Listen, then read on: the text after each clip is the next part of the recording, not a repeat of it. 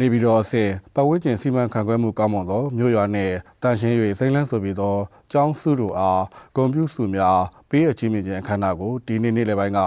နေပြည်တော်ကောင်စီရုံးသဘူသီရိခမ်းမမှာကျင်းပရာအခမ်းအနားကိုနေပြည်တော်ကောင်စီဥက္ကဋ္ဌဦးကံမြင့်တန်းနေပြည်တော်ကောင်စီဝင်များနေပြည်တော်အဆင့်ဌာနဆိုင်ရာများခရိုင်မြို့နယ်အုပ်ချုပ်ရေးမှူးများခရိုင်မြို့နယ်ပညာရေးမှူးများစုရကျောင်းများမှကျောင်းအုပ်ဆရာမကြီးများဂုဏ်ပြုစုရရှိတဲ့တပ်ဆိုင်ရာမြို့ကျေးရွာများမှာအုပ်ချုပ်ရေးမှူးများတက်ရောက်ပါတယ်။ပထမဦးစွာနေပြည်တော်ကောင်စီဥက္ကဋ္ဌဦးကံမြင့်တန်းကအမှားစကားပြောကြားပါတယ်။အဲဒီနောက်ပတ်ဝန်းကျင်စီမံခန့်ခွဲမှုကောင်းမွန်သောမြို့ကျေးရွာနဲ့တန်ရှင်း၍စိမ့်လန်းဆိုပြီးသောကျောင်းစု Clean and Green School Award စုရကျောင်းများအောင်နေပြည်တော်ကောင်စီဥက္ကဋ္ဌ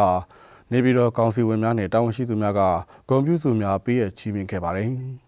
အဲဒီနောက်ပတ်ဝန်းကျင်စီမံခန့်ခွဲမှုကောင်းမွန်သောမြို့ပထမစု၏ပြန်ပွဲဝင်ဗီဒီယိုကလစ်နဲ့တန်ရှင်း၍စိမ့်လန်းဆိုပြီးသောကျောင်းစု Clean and Green School Award ပထမစုရရှိခဲ့အထက်တန်းကျောင်းရဲ့ပြန်ပွဲဝင်ဗီဒီယိုကလစ်အားပြသရာနေပြည်တော်ကောင်စီဥက္ကဋ္ဌနဲ့တာဝန်ရှိသူများကကြည့်ရှုအားပေးခဲ့ပြီး